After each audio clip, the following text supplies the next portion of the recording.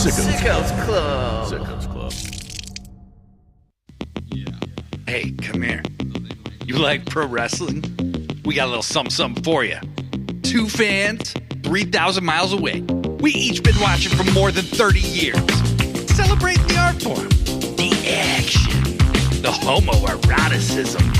We ain't rating matches. We ain't analyzing stories. We ain't experts. We just sit down, shut up, and mark out! What's up, everybody? This is Blade, goddamn daily, and you are tuned in yet again to another edition of Sit Down, Shut Up, Mark Out, a very special edition of Sit Down, Shut Up, Mark Out, because I am not joined by anybody who normally joins me. I am joined instead by Justin. Justin, are you in Madrid right now? Yes, I am. I'm in Madrid, Spain. All right. I'm joined by Justin in Madrid. I'm joined by Pippen in Texas. Oh, yes. Pflugerville, Austin, Texas. Austin, Texas, baby. And for the first time ever, but maybe not the last, we are joined by indie wrestler extraordinaire, the one, the only, Kid Bandit. Kid Bandit, hello. What the fuck is up, Denny's? Let's fucking go! Let's fucking go! That's right. That's right. Well, Justin reached out to Kid, and Kid said, let's fucking do this shit. So we're doing it, baby. And I wanted to start you off with, I apologize if this is kind of a hard-hitting question to start off. How the fuck do you wrestle without shoes on? I've just always wondered this. All right, so to kind of segue a little bit into something that's interesting, I will tell you about the worst pain I've ever experienced in a pro wrestling match ever. It was in an anime convention. I was wrestling as Goku, and I thought to myself, oh, I'll do this barefoot because I wrestle barefoot anyway. What I didn't realize was the ring was outside. It was an outdoor arrangement, and the sun was hot, and the canvas was black. Oh, God. And no. I got in the ring, and I immediately thought, oh, my God, I made a mistake. But going out, I did my poses. I went to the top rope. It kind of felt hot for a bit. But once I started being stationary, I'm like, oh, my God, I fucked up. I fucked up real bad. But I would look like an absolute bitch if I went backstage and grabbed some shoes. Right. So I'm just... And I'm facing Rock Lee. So I'm Goku, and it's Goku versus Rock Lee. And I'm just, standing at the corner of the ring, just kind of there's a little bit of the turnbuckles are casting a shadow that's it's enough that I could fit in there with my feet, and I'm just standing there trying to be cool. The referee comes up to me and says, hey, you ready to start a match? And I tell the referee, can you please let Rock Lee know I'm fucking dying, the heat of the sun is burning my feet. and so I watched the referee go from my corner of the ring to the opposite corner. I make eye contact with my opponent, G Sharp. Mm-hmm. So shout out G Sharp. You're a fucking beast. Anyway, he looks at me and kind of shrugs and says, well, what are we gonna do? And I'm just like, all right. So I was hopping around on both legs, and kind of how Bruce Lee does it. I'm gimmicking this shit. I'm like, yeah, I'm Bruce Lee right now. I'm not staying. I'm not staying on one foot for too damn long, because if I do, I will die. I will fucking straight up just cry. And we did a match, and we get to we had a bunch of flashy kung fu matrix stuff going on in the beginning. Right. So I'm like, once that's over, I will be taking my first bump, and I am not getting up. I am just, we're gonna figure out a way to do this match where I just, never touch the canvas with my foot. So to go back to your original question, I don't think I could wrestle barefoot everywhere. I think I have to wear shoes in specific situations, like death matches with thumbtacks. I'm like, 100%. I don't know if I want to do that barefoot. Feels like a boot thing, yeah. Yeah, definitely. And in my experience, the main reason why I wear no shoes in the ring is because since I came back from injury, I definitely developed a brand new style. I incorporated a lot of taekwondo, a lot of kung fu wushu into my arsenal, because I felt due to accumulated injuries from my earlier years where like a lot of my earlier years was spent on like trying to gain as much notoriety online. And the easiest way to do that is like, hey, check out this crazy thing. And it was like a weekly thing because I had like, I would do like 4 shows a week. And every show had some crazy big bump or some crazy big move, specifically because the circumstances of my debut put me in the spotlight way too soon. And I knew right there and then that I needed to capture that lightning in the bottle and just ride that wave as long as I could and maintain that and try to secure a loyal fan base that once that momentum dies down, I'll be able to like, leverage the following I've gotten into securing better opportunities. Because Definitely, yeah. Most of the time, people in the indies, specifically like where I'm from in Southern California or where I'm based out of, like it takes about 5 to 10 years to gain traction in social media the way I did like within my first week. Right. And I'm not saying that to brag. I just like there's just the unique circumstances of what happened with my career. And I tried to be respectful of that fact because like there definitely will be a point where I'm like where I considered like, man, I don't belong in this spotlight yet. I'm not ready for half the stuff I did. I did my first AEW show like for Dark within the 3 months into my career. It was like I believe my like 9th, 10th match. It wasn't that I wasn't that further along. And the match I had Cody Rhodes in it, who's my favorite wrestler of all that, and my T-shirt. And I'm just like, whoa, this is just okay. Bucket list checked off right away. So from that point on, I knew my career was going to have very different circumstances and obstacles to overcome than most people. But I knew that a moveset is very synonymous with the pro wrestler. Like you have to have brand uniformity with how you present your character, and your moves have to match that. Like as much as like a lot of people would say, "Oh, it's not wrestling's not about the moves." Well, it's about moves that make sense for the character that you're portraying. Yeah, I agree. And I knew I couldn't maintain that crazy high level, high risk lifestyle that I used to do, death matches every other week, like all that stuff. So once I came back, I had to like recalculate and recalibrate so much of like how I wanted to present myself. And I thought like, oh, having a barefoot look will definitely like play into the martial arts character more, which is kind of what I trained with because I couldn't bump during my injury. I had no access to like a ring, and I definitely didn't want to like risk exasperating the injury. So I had to like shift my focus into like striking, which I felt like was always one of like an aspect of my in-ring work in the beginning that kind of went unseen because I was doing like crazy top rope moves and dives and all that jazz and just taking crazy bumps. And so when I came back, I knew one, I'm still creative enough that I could like develop unique moves on my own that like I feel like hasn't been done in wrestling, but also it definitely generates a level of like brand identity in the sense of like how many wrestlers are barefoot. Like, I could name like active right now, there's not that many. Like you could count it in like 2 hands, basically. It's like you and Mike Bailey that come to mind. Yeah, exactly. And then that was another like Mike Bailey's actually one of the reasons why I thought about it too. I was like, I wonder why Mike Bailey and Janai like wrestle barefoot. And then I did it like for practice. I'm like, oh, I see now. The pivots are like a lot cleaner, and like you're not like you're not like beholden to like controlling your kicks more because you're at your most natural state. And most of the time when you train martial arts, you are barefoot. So like, you know what I mean?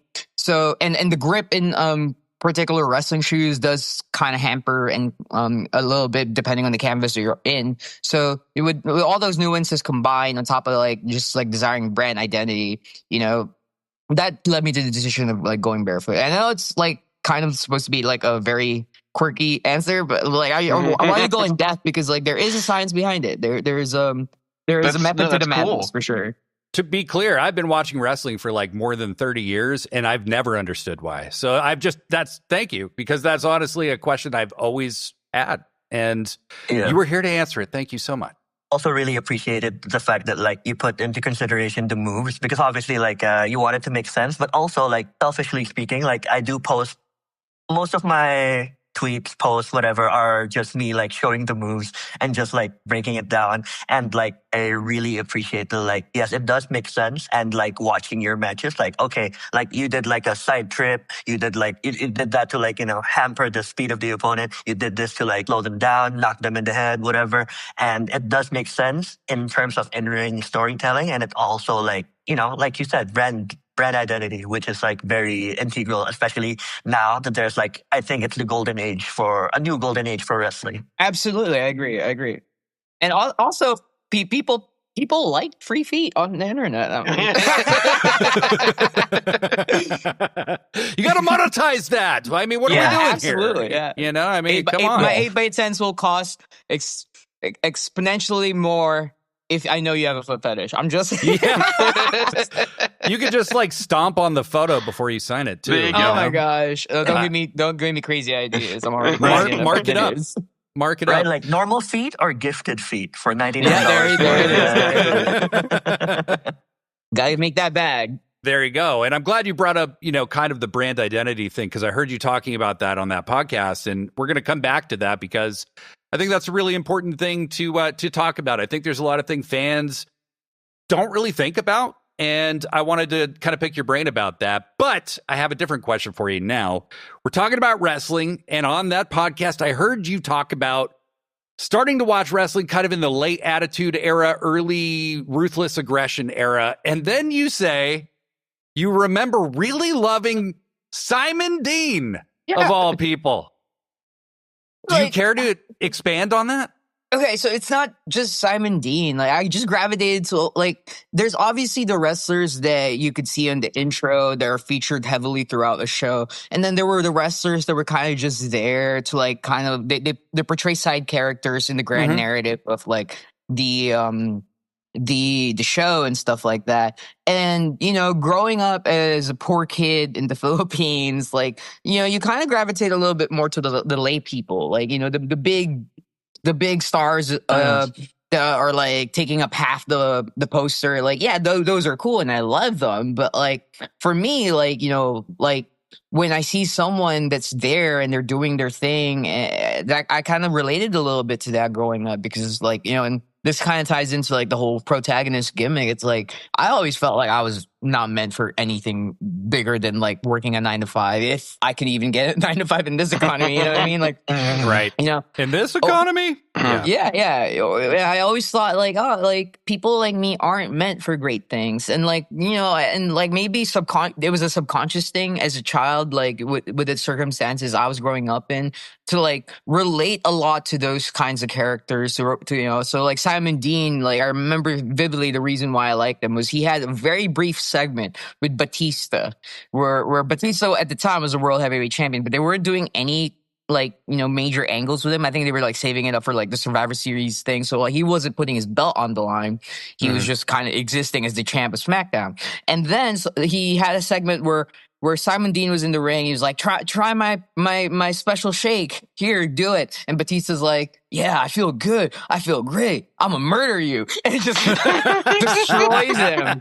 And like, yeah, we all love Batista, especially like being a kid and you see Batista. You're just like, yeah, that's the animal. Let's go. But for me, as a kid, I was really entertained by Simon Dean. I was just like, yeah, so, and it's not just him. I like Deuce and Domino.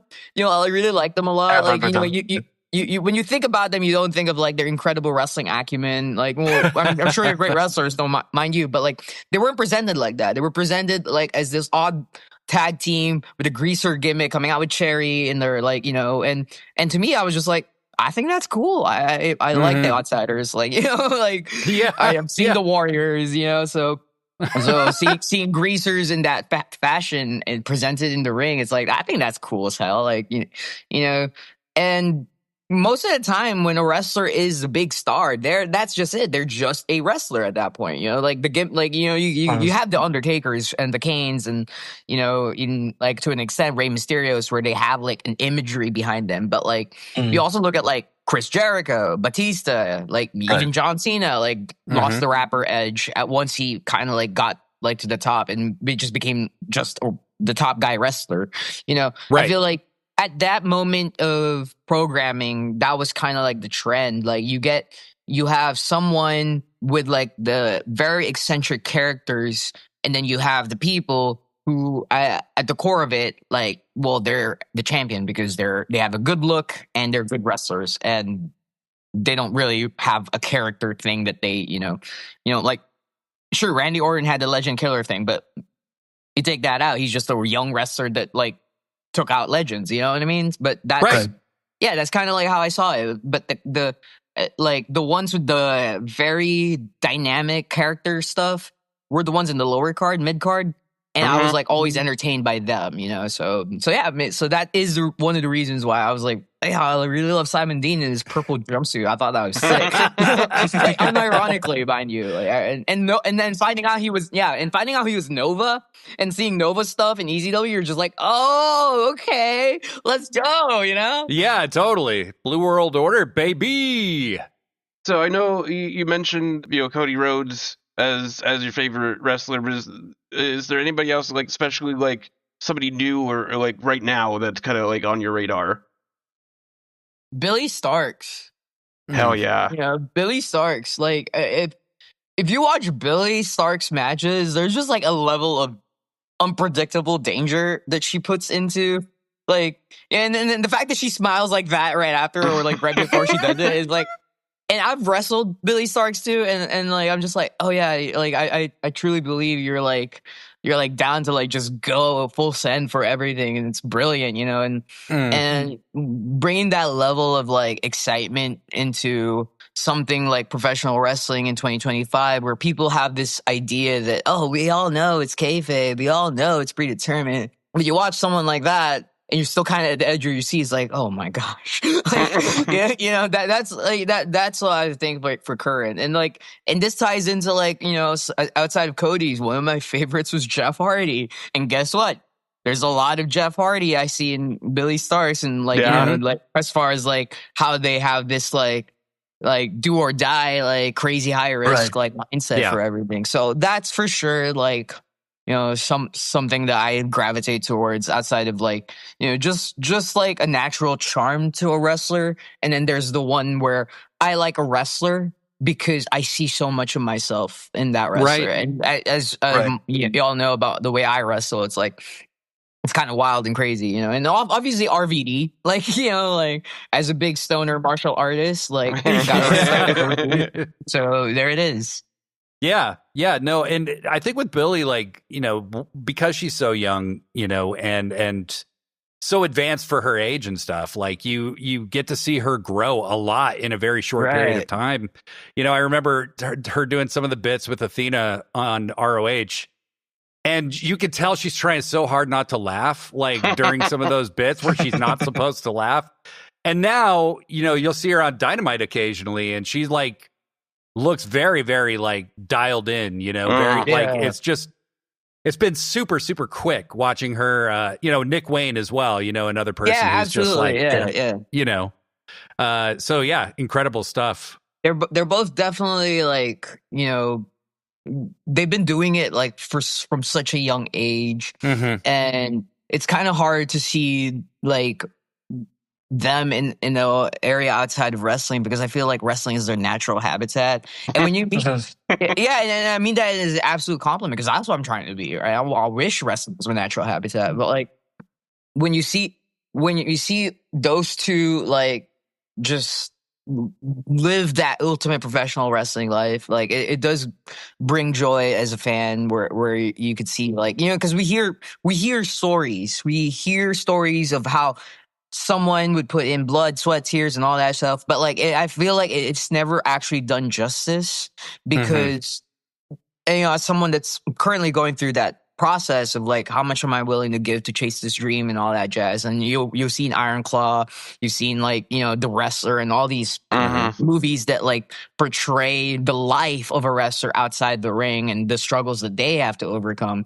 And suddenly, like, there's a deeper layer of appreciation for your craft. But in the case of Nick and Billy and social media, and like the fact that they didn't get nepotism or any favoritism at all, they had to grind in the indies to get signed, to get to that point, and now they're still grinding. And it's like because you as a follower, you get to watch their growth from like when they were working GCW, so like when they were working like Ring of Honor and Dynamite, and like.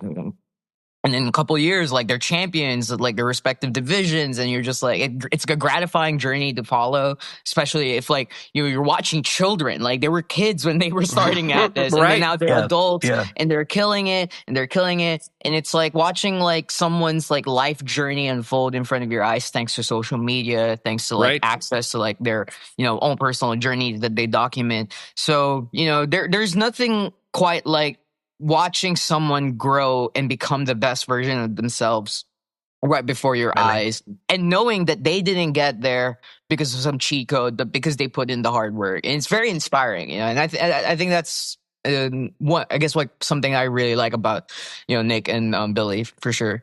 Another one I could think of is like Javon, like Javon Evans. Javon Evans, yeah. One of my biggest regrets was like when I ran a company, I really wanted to book, at the time, Jay Malachi versus Nick Wayne. I was like, it's never happened. It should happen. They're both young and they're both at the prime, and they got like similar moves. It will be so sick. And it just didn't happen right before, Jay Malachi got signed. But, just putting it out there in case people didn't know. I tried to make it happen. I really did.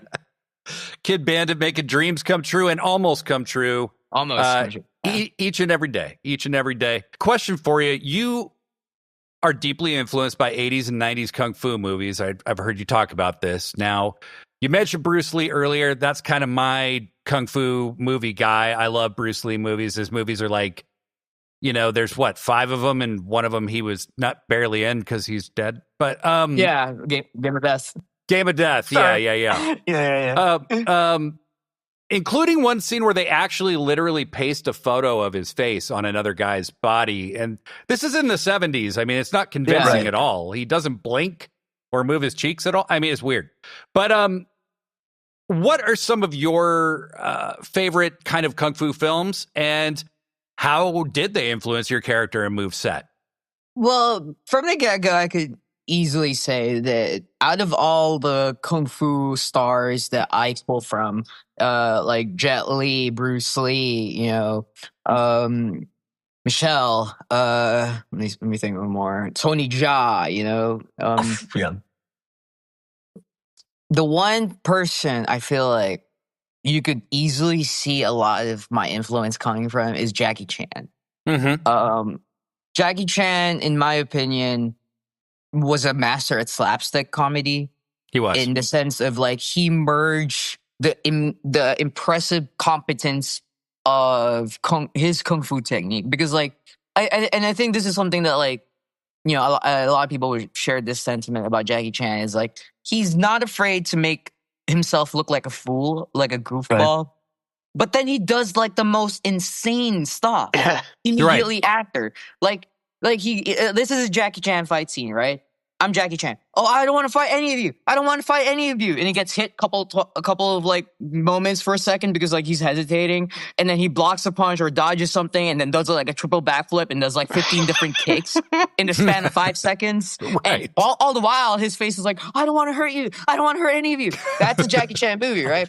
And like, to me, characters like that haven't really been prevalent in wrestling. Like, we've had awkward characters before. We've had characters that lean in more on the slapstick side. But as far as slapstick that mixes like incredible precision of like martial arts, that wasn't like a thing yet.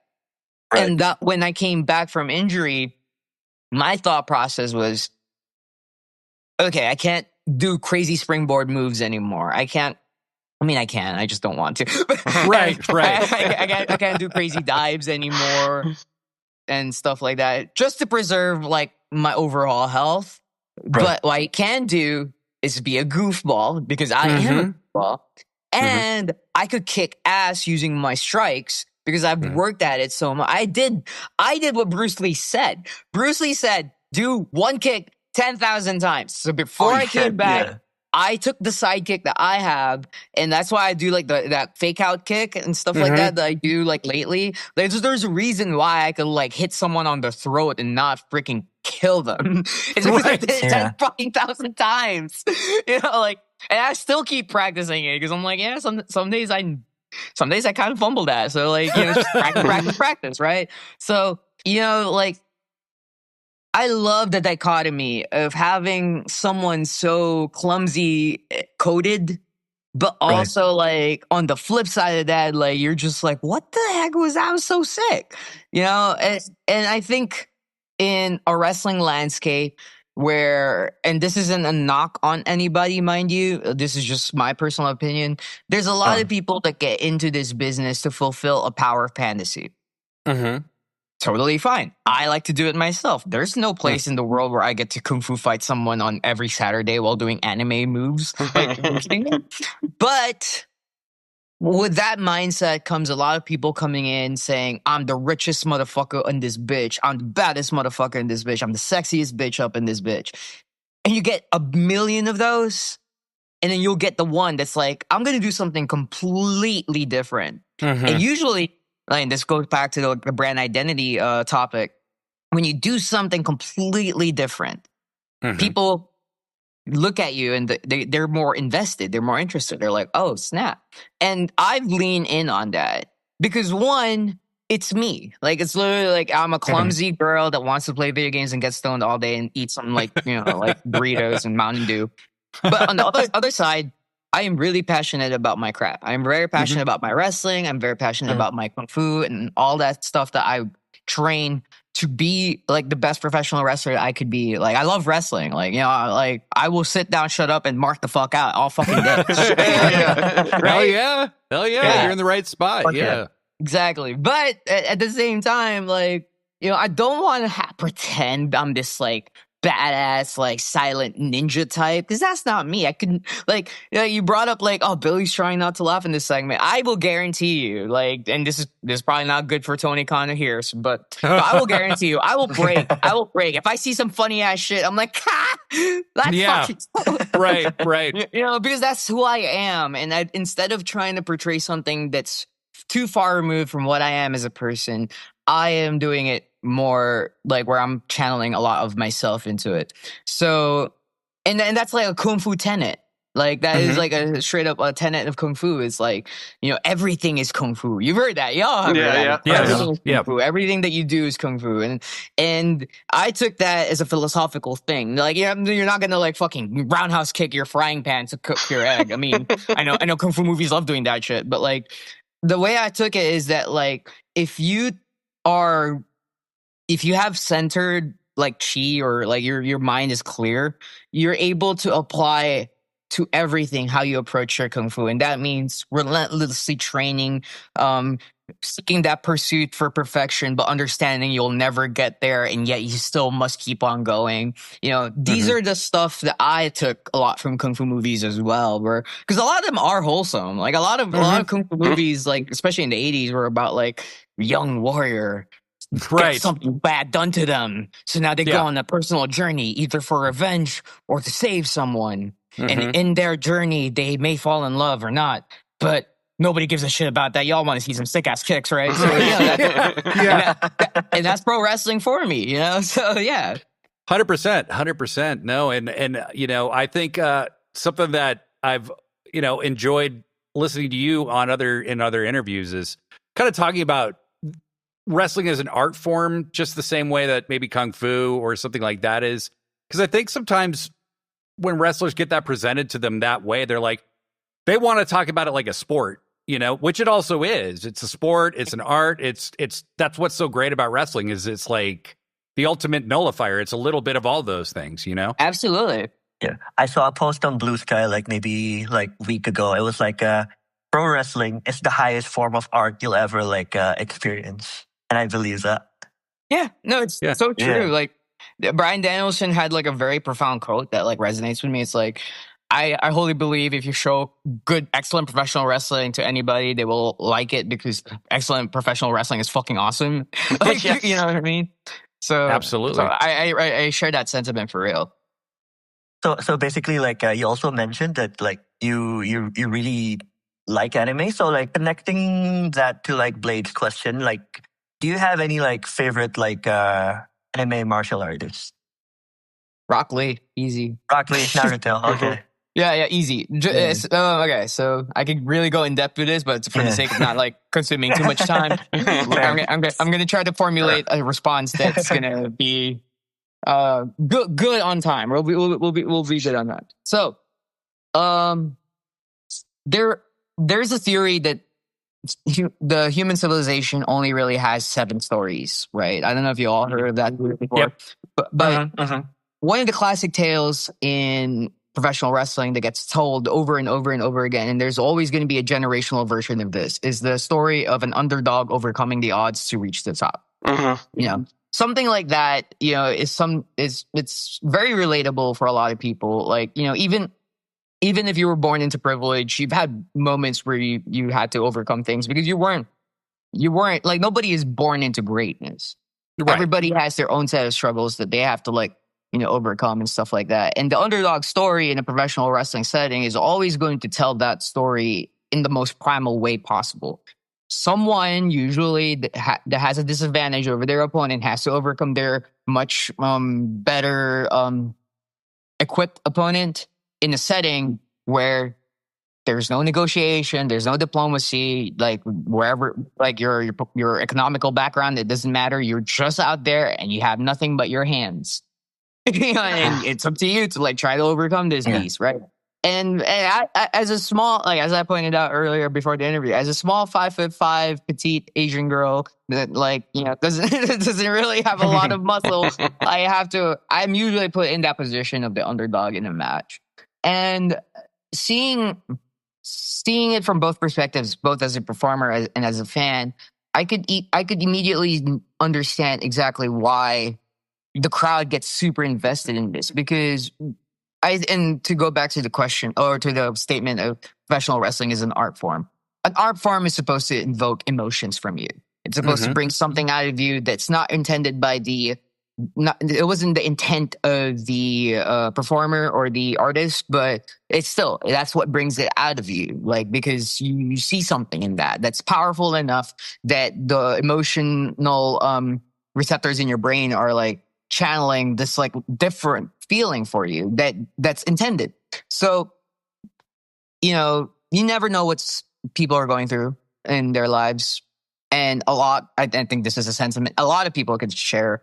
We go to professional wrestling to escape a lot of our struggles, a lot of our issues. I went to anime and to wrestling.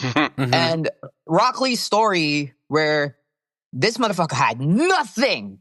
Like, this motherfucker sucked at and then he has these eyebrows. Bro, what the fuck? So motherfucker not only sucks at everything, he has these fucking eyebrows.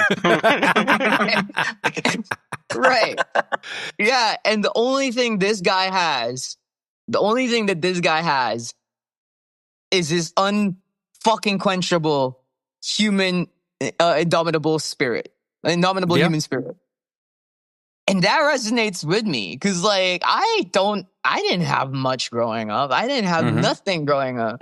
But with time and effort and passion and nonstop fucking training, I was able to, like, get to the point where I'm at, where I'm traveling the world. I'm wrestling in places I never thought I'd wrestle. I fucking wrestled my dream fucking wrestler of all time in my 3rd month of wrestling, and I got to wrestle fucking Zack Sabre Jr. recently.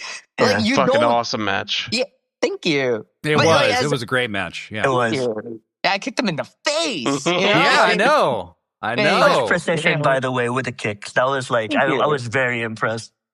Which is, you know, like, it goes back to the Rock Lee, like, admiration. It's like, Rock Lee doesn't have nothing except his kicks, except his punches. So he made sure if he had nothing else, the shit that he has, he's gonna make it, like, good, you know?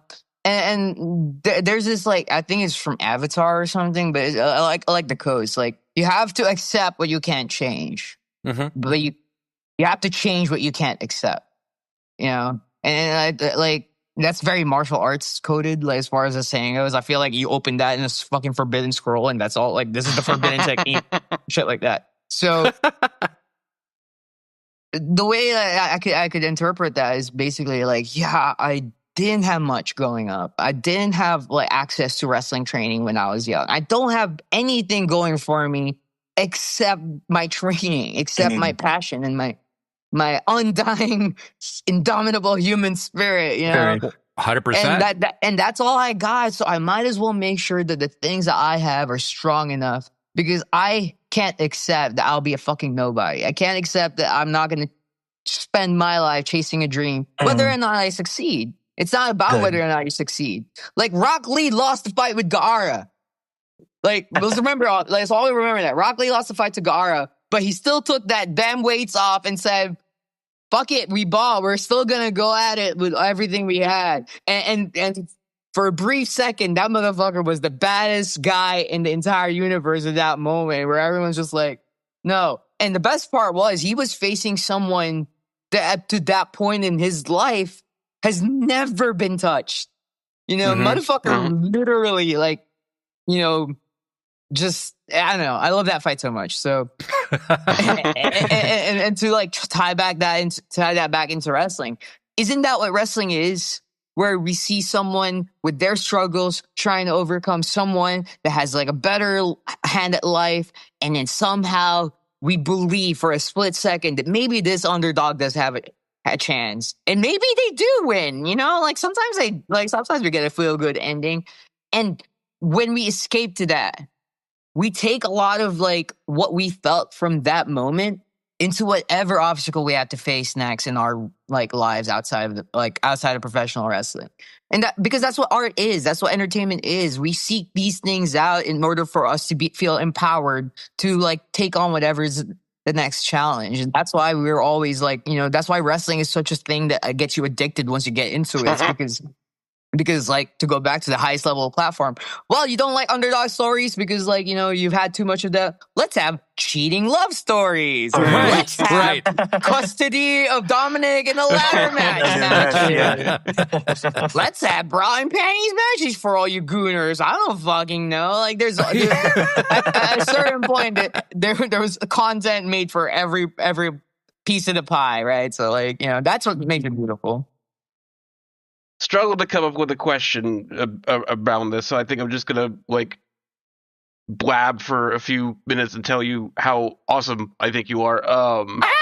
Thanks. So I started like I found out about you back when before Twitter became the utter cesspool that it is now.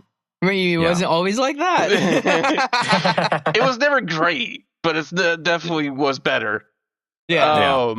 But like you came up in my algorithm just from your cosplay stuff, and then like I started following you. I was like, oh, she's a wrestler too. And then you're basically how I got into indie wrestling, because you had a match out here in Austin at Pinballs, and I was like, oh my gosh, I've been following this person online. They're in Was it when I wore Deku? Yeah. Oh, so My Hero Academia Deku. It was like, I've got to go check this out. And then that's how I found out that there was like all these independent, you know, promotions here in Austin. And so it was just really cool. Like you were talking about, you know, watching someone come up in their story, and that's kind of what happened. So yay.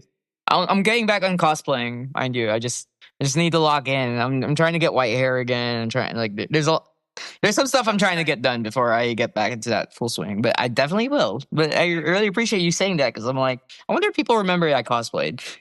Well, you know, I think it really speaks to, you know, you meet so many people doing what you do, right? You're in front of complete strangers all the time, so you're always like meeting new people, and I think that it's really, you probably have no idea the effect you leave on a lot of these people, because, you know, you see them and then you're gone, and then, but you know, the memory remains, and it's very powerful. To echo that sentiment, right? Like, I often find myself being praised as a role model or someone inspirational, and I'm just like, motherfuckers, if you knew how much I spent laying in bed playing video games and just smoking weed and getting like eating Doritos, dog, y'all would not see me as a role model. You'll be like, what the fuck? But Still a role model, though. true. For some people, yes, absolutely. Yeah, I mean, it doesn't sound bad to me. Yeah.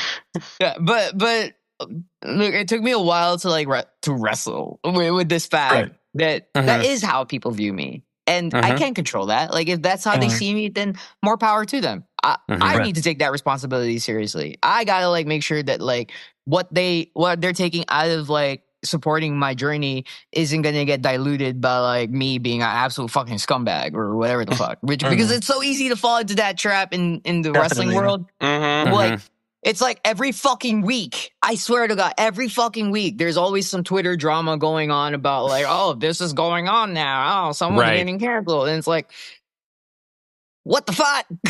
Yeah. And like, I guess like as a mark, because I am, like, I'm like, oh, this is interesting. What's going on? But as Right. also a wrestler that knows these people personally, I'm like, damn, my friends are fighting.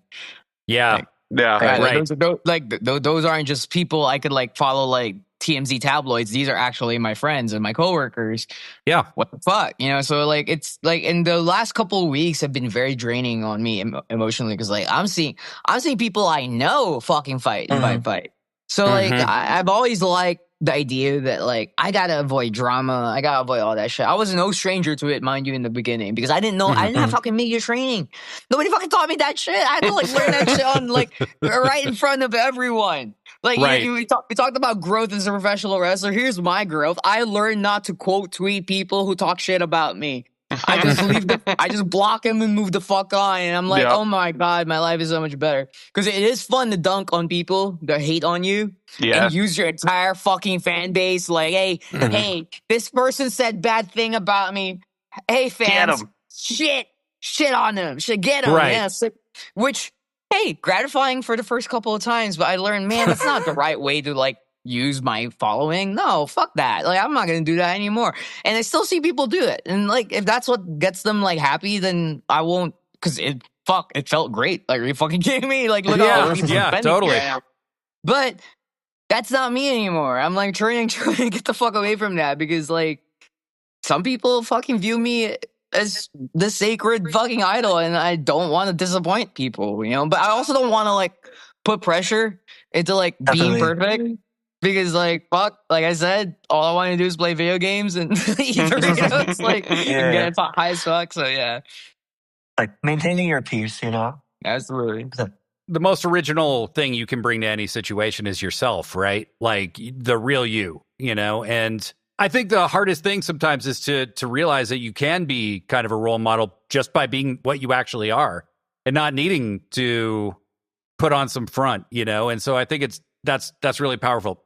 You were talking before about, you coming back and your character now is just kind of you.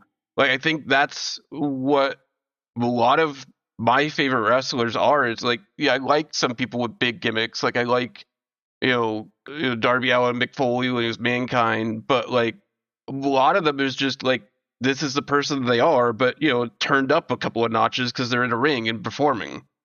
Yeah, absolutely. I think I'm like that for the most part. I'm definitely not as I guess like something I try to avoid putting into my wrestling matches is like the sexual connotations for and subtext for things. I just that's not me. Like that's Right. me at the club. That's me at the club on a weekend hanging out. I don't like y'all seeing too much of that. I'll show some bits and pieces here and there to like because I know we'll get engagement on Twitter. Sure. But I don't want y'all seeing me as a vampire hunting for prey in a golf club. Like that is, I do that for me. Not for y'all validation. I listened to you talk about moveset, and I said we would get back to this. It was on a podcast called Interesting Podcast that you should check out as well. It's a great conversation. And you talked about adjusting your moveset to the crowd you're performing in. And you talked about the need for the brand consistency, you know? And I thought that was a really interesting look at the business side of being a public character, because what you're talking about with the moveset is having to read the crowd to figure out how to tailor your moves for that night. And how your first instinct as an artist is to kind of like be as original as possible. But the reality is that a lot of people show up to get their wrestling fix, and they're, you need to give them something they're familiar with as well. And so I guess my question is, that was something I had never considered before, but like, what else of the wrestling business, what do you think is something that people don't think about that you deal with all the time that you wish people did think about? Taxes, like expenses, Yeah. from a logistical standpoint, coming into this, especially as an independent wrestling circuit like performer, you're dealing with a lot of sacrifices. You're not going to make a lot of money from the get go, and if you do make a lot of money, you have to find whatever it is that got you that money making thing, and then like hone in on that because that's what people are interested in, right? So when I bring up taxes, it's like there's not a lot of wrestlers that understand the concept of LLC. They don't understand that they could file like their gear, their merch, their travel expenses, their hotels. Like they could file that as like a business expense for their taxes, specifically because it is a business expense. It's you're actually doing this as a job. And the first word of professional wrestling is professional. Therefore, like I feel like a lot of people need to also have a very decent understanding of the logistical warfare that you're going to have to fight in order to succeed, because not only are you as a performer in charge of your own advertising, your own bookings, your own training, your own diet, your own everything that encompasses the board, social media, all that stuff, they're all part of you as a brand, and you're managing so many different facets of your identity and your brand that you have to look at it like it's a business, because it's taking up if you are serious about becoming a professional wrestler, there's no chance in hell that this isn't going to take too much bandwidth of your personal life. When you're not thinking about wrestling, you're practicing wrestling. When you're not practicing wrestling, you're doing wrestling. And when you're not, you're recovering because your body needs a break because you're taking too many bumps and all that stuff. And then most of the time when you have free time, you're trying to go on social media, okay, pay attention to me. At least that's how I am. I'm sure it varies between wrestler, and I'm not going to tell anybody this is how you have to be. No, if what works for you, then keep at it. But in my opinion, there is a severe lack of transparency with how this business is a business. And you can make money out of this. You can make a living out of this if you approach it with that mindset. So, that's something that I feel like it gets lost. And there's this, I hate this stigma a lot. It's oh, you're doing this for a hot dog and a handshake? Well, yeah, sure. I'm not going to get paid a living wage doing this. But I didn't get into wrestling because I wanted to make money. I wanted to do it because I think it's just fucking badass. Right. There are moments where I'm you're paying me to do this shit? I do this shit for free. Are you fucking kidding me? Right. But you never want to undercut people. So there's all of that. So yeah, that's outside of being able to curtail what kind of match you're going to have depending on the crowd that you're performing in front of. You also want to be able to find a sustainable way to manage your finances, your mental health. Oh my God, your mental health. We would avoid 90% of drama in wrestling if everybody had a therapist. Yes. Right. God. I think we could avoid a lot of drama in the world overall if everybody had a therapist. True. Absolutely.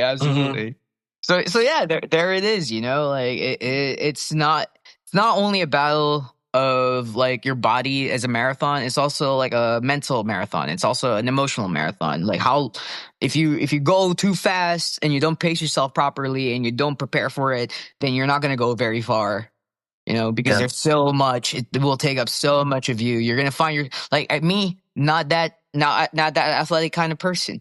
I spend so much time at the gym. I spend so much time working out. Why? Because I have to be a wrestler in the weekend. And if I want to do my cool anime moves, I have to be fit. Right. Do I want to go to the gym and have people staring at the white-haired Asian girl fucking doing squats at the squat rack or checking my ass out? I'm I kind of like it a little bit, but not. But that's not my natural environment, because as I will keep going back to, it's laying in bed, eating Doritos, and playing video games while stoned. I was going to say, when you were talking about how you spend your time as a wrestler, when you put it the way you did, honestly, how much time do you really spend in your bed eating Doritos stoned? Probably not as much as you think, is what I'm saying. 1 day a week. 1 day Usually, a week. Okay. I Fair. do my tour in the weekend. Like, like this past weekend, I did a 5-hour flight, and then I took a 9-hour car drive, and then another 6-hour car drive, and then the next day, I was just like, "Give me that joint, Yeah. give me that joint. Yeah. I'm not leaving Like, this bed." Yeah. Yeah.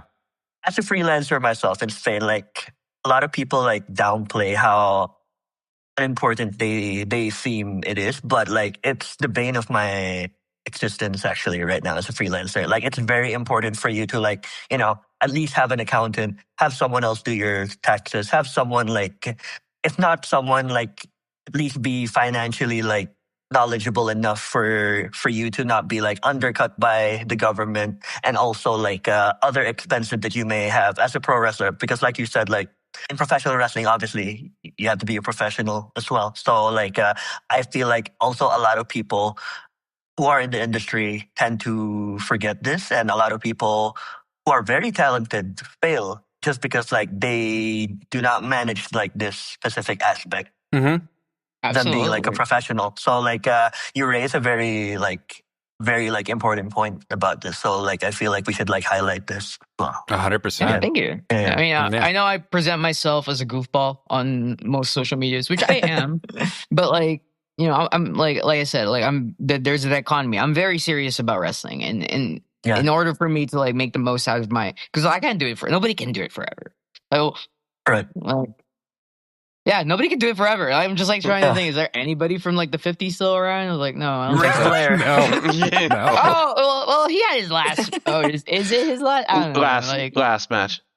We'll Last see. We'll thing. see. When you love something, you can never fully walk away, right? Anyway, Definitely. Yeah. He's living proof of that. He desperately wishes he could keep just going forever, for sure. but that is the level of like love and almost like addiction that people will feel about wrestling, and like to the point where someone like me that fucking hates math will have to learn what it's like to do finances, how to do Mhm. LLC, all that jumbaloney corporate like suit and tie shit, simply because I want to be able to pursue my craft with very minimal setbacks, very minimal like Mhm. external factors coming into play where I have to like divert attention that I could be spending learning some fucking cool ass kick. You know what I mean? Yeah. Right. Yeah. Right.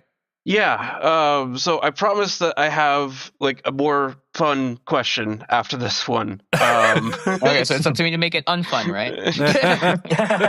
I'm just kidding. America right now, unfortunately, is not very friendly towards trans people. It's getting worse almost every day.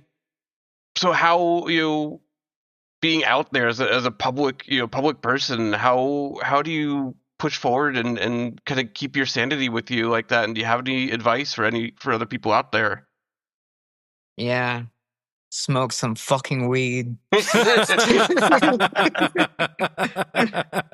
I get scared, dog. That shit's terrifying. I'm just like, I keep thinking, like, man, is this the day where I posted something bad about the government and then they fucking sent ICE to kidnap me? Oh boy, like like, and it's a very much real thing. Like, I don't think Mhm. like people outside of like the United States or at least like the major cities like can comprehend unless they've seen it happen and they're just like, oh, that's a real thing. It's not like the news, like and I was there like when the initial ICE raids in LA popped up, and I was like, nah, fuck that shit. That's not in my neighborhood, assholes. And I get scared because it's like, fuck, like I am kind of like, it's easy to fight the fight when you're you're one of the masses, one of the many. But when you're kind of a public figure like I am, like, oh man, they can easily find me. Like, especially because like part of wrestling is like having a unique look. It's like, like I'm gonna like the problem about being a protagonist in an anime is it's easy to fucking find out who the protagonist is, right? And I look like a Right. goddamn anime character in that street, and I'm just like, all right,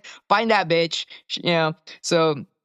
So yeah, it's scary, but like, what the I can't change that. Like, I still gotta pursue my dream. I still gotta live my life. I gotta do my own thing. And despite these odds, like, what would I do, like that's favorable for me if I gave up?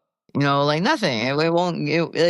Because if I gave up now and shit still goes bad, then not only do I have regret on top of like, well, shit went bad anyway, right? Mm-hmm. So like, I'm just gonna ride it as long as I can. Like, maybe things will go better, maybe things won't go.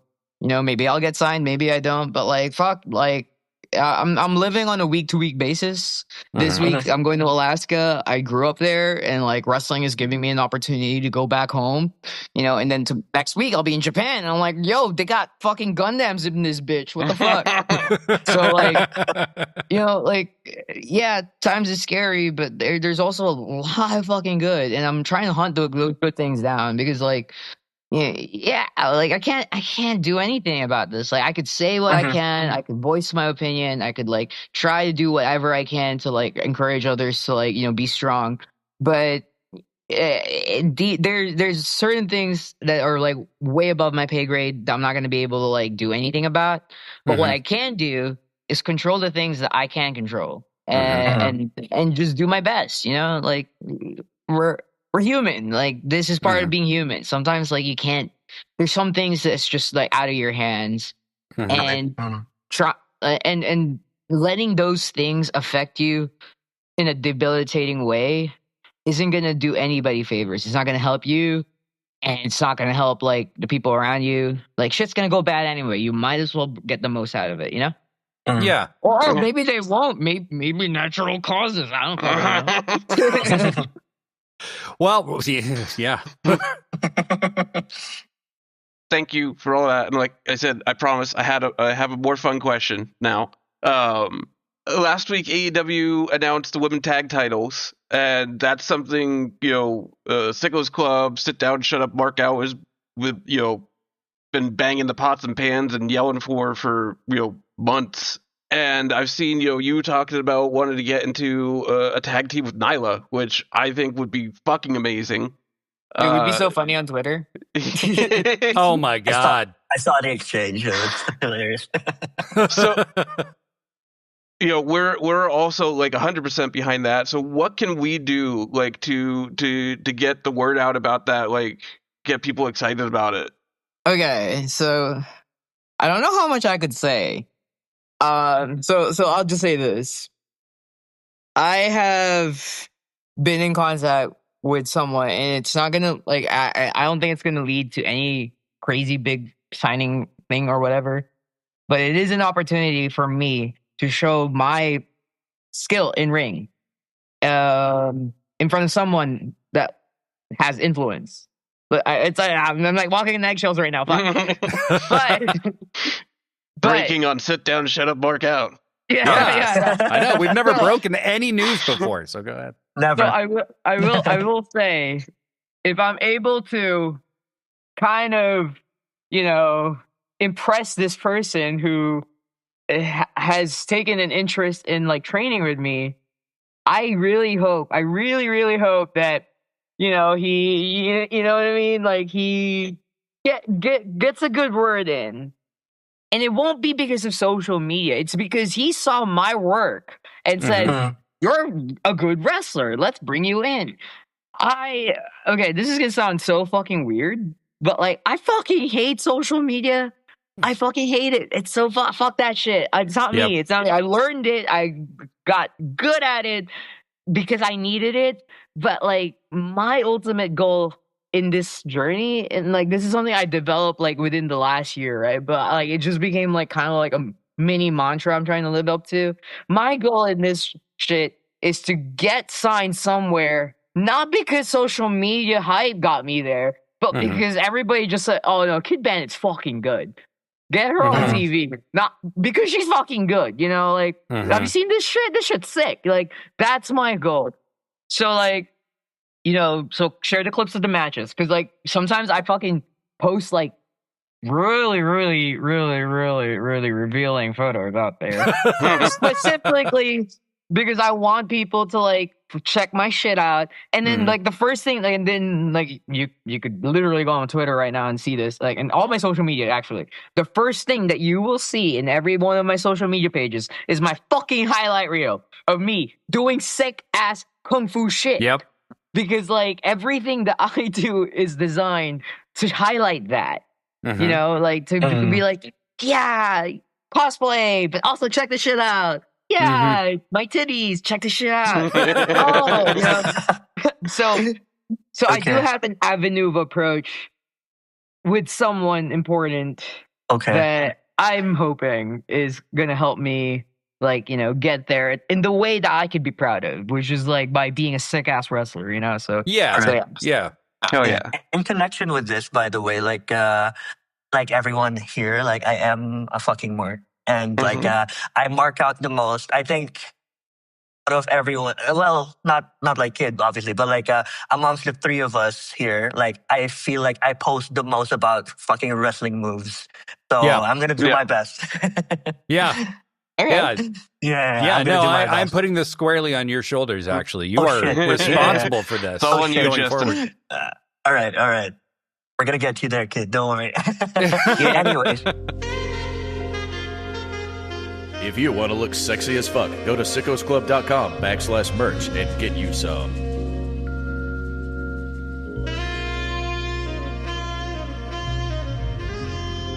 I like made a new move like this weekend. It was like the sickest thing I've ever done. I was like, oh man, this shit's sick. And like and then literally right after I posted a selfie with me like, hey, fucking tired as fuck. And then like one of them, like that one got 3 times more views than like my wrestling, and I'm like, what? Yeah, Come I know. on. I Was know. it was it the Reaper Death Seal? Yeah, like that shit was Yeah. sick That's as fuck. Like, dope. I did that in like my match with Zach, but I didn't do the Koji after. But like this time, I'm like, I bet you I could just do the Koji from here, and I fucking did, and it's just like it came out clean, and I'm just like, bro, That's cool. That's my thing. I made that shit. Like, you know how hard it is to make shit in wrestling, like from scratch, like Yep. you know. Honestly, like that popped me because like you know I watch a lot of like wrestling. I've canceled friend hangouts just to watch wrestling. Yeah. And, like, whenever I see, they know this, and like they're like, stop being antisocial. I'm like, no, wrestling is life, you know. But anyway, Yeah. No, okay. So since we brought it up, like Reaper Death Seal is inspired by Juri and Dragunov. Juri from Street Fighter and Dragunov from Tekken. If anyone's oh curious. shit, Nice. And the name's from Naruto. It was the move that killed Minato Namikaze. Okay, anyway, moving on. Wow. We're just getting all kinds of fucking scoops. This is crazy. We're gonna increase our weeb audience on this episode. honestly, like we'll try to go beyond and like maybe in the future turn you into a Tekken DLC. You know, like oh my gosh, one day, that'll be so sick. You move like a Tekken character already, right? So that's yeah. I keep hoping Harada fucking sees my shit one day and be like, what the fuck? What? Like, I'm like, hey, Mr. Harada-san, I'm in Japan. What's up? Let's go. I mean, 01's coming up, so that's cool. Yeah, exactly. Like, I'm hoping it happens. You know, that's all my secret goals. No, we'll try. Anyways, so sorry to the two Americans here, Pippen and Blade. We're gonna be focusing on a specific wrestling in this market. So I'll be talking about Southeast Asia first, because you will also have a booking there, right? So like, but before that, like, you are from the Philippines as well, same as me. Yes, mabuhay. but also like, you have researched you are from Calabarzon. So Cavite, Laguna, Batangas, Quezon. So I don't know where that came from. Like that's not right. But I don't know how to change it. So I'm just like, but that's what shows in so much. And I'm like, I think I know why. It's because I lived in Antipolo, which is like, you're from Rizal. Okay. Yeah, at the very edge of that. Yeah. But I'm not from there. Okay. Like when I hear Calabarzon, I think like further. I'm like, no, I'm at the edge of like the city. I'm like I live by the foot of the mountain. Basically, that's like as the mountain was going up, like that's where I lived, you know, like right. I was like I lived in like one of those like little pass away fucking subdivisions, but like they're not even subdivisions, it's just like little like communities like and stuff. Yeah, like a village. Yeah, I lived in a village. Yeah. So yeah, but like I also like I was born in Pasig. You know, like you're from Pasig, okay? Yeah, all right. That's so cool. Yeah, I used to work like a city away from Pasig, but anyway, sorry. Sorry to digress. Yeah, no, you're good. that's super cool because like we're 2 provinces apart. I'm from Laguna. Right. I just Yeah. realized, like, I'm such a fucking JRPG protagonist. I actually did come from a fucking village. Like, Meant to mission be. 1, fight rats. Final mission, fight God. Let's go. Meant to be. But Right. yes, Oh like my. What the fuck? sorry. I have a childhood best friend too, mind you. Like, No, like well, he hasn't been attacked by bandits yet, so that's good. yeah, there it is. There it is. There it is. Right. Anyway, so you will be featured in DexCon on October 18, I think. And you will challenge the Filipino fighting rooster, Jake De Leon, whom we had in the past, actually. Jake was a sick. guest on our show. Yeah. Yeah, before he joined Real Global Threat. He turned on ZSJ. What a... He did it like the week after he was on the show, too. Yeah, and he was like was so quick. earnest too. And then all of He a was sudden now he's plotting. CEO. Yeah, I was surprised. And then now that you're stepping into the motherland, you're heading back to DexCon Sari Sari Slam. What are you looking forward to the most coming back to the Philippines? Wrestling aside, or probably wrestling wise, what is it? Siguro baka pwede makipag-usap ng Tagalog. I'll Which translate it for translates the to Americans. I could speak the native language the whole time. Like all my jokes are gonna be in like my native language. It's gonna be sick. Like, cause like I think you've all seen it in my matches. I'm like Deadpool. I can't shut the fuck up. I don't like it. But now being able to do that, cause like when I speak English, I sometimes like in my head I have to say something in Tagalog first because that's like my first language, Right. and then I have to translate it into English. And sometimes I fumble words. I have a difficulty Right. in expressing myself. Like I've been here for a while, and I've worked hard on like developing like an American accent so I didn't get bullied. Racism. Anyway, Yeah. So being able to go back there and just like basically be myself, and like I saw some of the reception from my announcement. I'm like, how do you motherfuckers know me? Also, that's sick as fuck. Let's go. Yeah, Let's right. go. That's pretty So- flattering. Yeah. Pretty It cool. is, yeah. Like like I am very much oblivious to how much influence I apparently have. Like I try to be humble about it. Like so seeing stuff like that is always like a nice like surprise. I'm like, hell yeah! Like I can't believe I've developed enough notoriety that like that as an independent wrestler, I'm recognizable to the audience of like my home country. Like I Right, think that's definitely, sick as yeah, heck. Yeah, That's cool as hell. And Yeah. it's like one of the saddest things I've had to encounter as a wrestler in America is that you sometimes go wrestle in places that's not as open-minded, and you unfortunately like if you present yourself as a foreigner, like, oh, I'm from the Philippines, like you immediately just like lose their interest, like because like they just have that like they're from like either a different generation or maybe they're fucking assholes. Who knows? But Both, perhaps. Yeah. well, maybe, right. So, I've had to like basically just say like, okay, well, I grew up in Alaska, so I'm going to be announced from Alaska. Like, it's Right. easy. Like to add a little bit to like, having a unique brand identity. How many people get to say they're from Alaska, right? Right. So, Right. like, Right. so immediately when people say I'm from Alaska, people perk up and they're like, there's an Alaskan here? What? So. And in my experience when I first started out, when I would be announced from the Philippines, people would be like, "Oh, like racist." I'm just like, "What the fuck?" Like, like I get it. Like I'm an Asian wrestler doing martial arts and having anime in my stuff. You don't have to be fucking racist about it.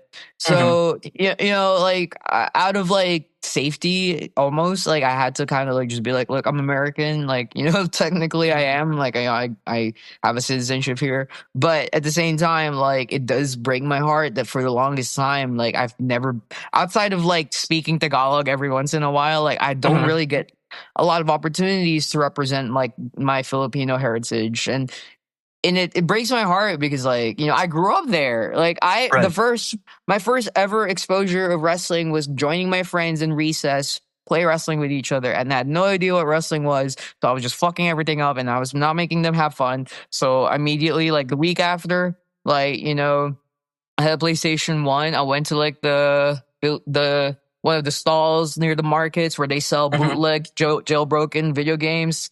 It's like saved up enough money selling cigarettes so like the rich kids. Bought myself like SmackDown versus Raw '07, and I learned shit from there. So the next week when I wrestled with my friends, I knew how to do some of this shit, and that's how I really truly got my start. You know, it was from video games and like play wrestling, and that happened in the Philippines. So it's like fuck, like and like to go back to something I brought up earlier, like I always felt like I was gonna be an NPC. I was never gonna achieve anything because like you're a poor kid living in a country like the Philippines that didn't have wrestling at that time. How the fuck am I going to be a wrestler? Right. Like, never mind the fact that I'm poor. There's no active wrestling scene at that point. But going back there now, after like a decade, seeing how much like the scene has grown, seeing like talent like Zack Sabre Jr. come in there and just be like, I fucking love wrestling here. You motherfucker was playing Beyblade with Phantasma out there, that bitch. You know what I mean? So so like seeing stuff like that just like makes me feel so gratified because like I wish like there's like a little bit of jealousy because I wish I was part of that. Like I definitely fucking would if I was there, but but coming home to that to the country and just like knowing that it found its own identity, its own wrestling identity. That I have some friends from when wrestling first started out in the Philippines, and they would say they used to bump in boxing rings because they didn't have wrestling rings yet. That shit sucks. Yeah. That shit fucking sucks. But like they loved it so much that they found a way to make it work, and now it's like becoming this zeitgeist thing that everybody's into. You're getting like world class. Yeah. So like seeing something like that grow, like, is so heartwarming, and I had to unfortunately watch it from far away because I didn't live there. But that's home, like that's home, and like so like I'm so fucking hyped to come home to that and just be like, yo, I didn't have a lot of like like people that knew wrestling. Well, actually, that's a lie. A lot of my friends didn't know wrestling, but no one was doing it. We were doing it because we were children ignoring the "don't try this at home" warning. So we were like, technically, we're doing it at school. So like, we're not breaking. You know what I mean? At some point, I think everyone here in this podcast has broken like a mattress or two. So, oh boy, no, yeah. I have an unwritten rule in wrestling where if it's like if you never ignored that warning, I don't trust you in the ring. yeah, totally right. Kid Bandit, thank you so much for being so incredibly generous with your time. It's been absolutely fantastic having you here. You're welcome. It's a beautiful up close look at your beautiful face. Jake was on the show, like we said, some months back, and he was talking about the story of how he learned how to wrestle, and this group of people from over there learned how to wrestle, and it was they found a YouTube video of John Cena teaching training stuff. It was so cool because they all just got in the trenches and, pooled their knowledge together and kind of all taught each other how to wrestle. It was really, really inspiring. So it's so cool that you're going to be able to go back there and maybe you'll be able to teach them some stuff yourself. You never know. I mean, I did do 10,000 kicks. That's right. That's right. I can teach that. Can you tell the people how to find you online? Yeah. Let's see. Like, there should be a funny way to do this, but I think I'm just gonna go basic. Oh yeah. So at Kid Bandit Pro at everything except OnlyFans because I probably shouldn't have kid in my name out there. I don't have an OnlyFans yet, but yeah. So yeah, Kid Bandit Pro at all social media, except for TikTok, which is just Kid Bandit because I deleted it out of frustration because I couldn't stand it anymore. But yeah, so I guess it was kind of a funny thing. Before we let you go, this is your chance, kid, to talk shit to JDL. What would you want to say to him? Okay. Are we filming? You're filming this, right? All right. Yes, we're filming. Yeah. Kuya Jake, nasa top ka na ng mountain? Kampiyon ka na? Bakit ka ganyan? Hindi mo kailangan maging ganyan eh. You could be nice. You could be friendly. Why would you turn your back sa mga supporters mo from day one? Bakit ganyan na? So, like a true anime protagonist, babalik ako sa Pilipinas. And I will show you how to be good again. I'm going to turn you back to the light like Luke Skywalker did to Darth Vader at the end of episode 6. Because I believe in you. And if all I have to do is to get you to turn to the light one more time is by beating you and taking that championship that has blinded you, then I'm going to do that. Because I know I will look good with that championship belt. And also, ayoko na maghintay. Gusto ko na nandyan. Miss ko na ang Pilipinas. Miss ko na mga kwek-kwek. Miss, ang dami ko na miss. But I'm not gonna miss you with my kicks. Well, yes, exactly. Exactly, Jake. You turned heel after you come on this show. The next guest we bring on is going to kick your ass. Well, I'm very excited to watch that. So, Very. Yes. Very excited. Kid Bandit, everybody, thank you so much for tuning in. This has been Sit Down, Shut Up, Mark Out. I'm Blade Daily. Bye, sir. I'm Pippen. Pro Wrestling Forever.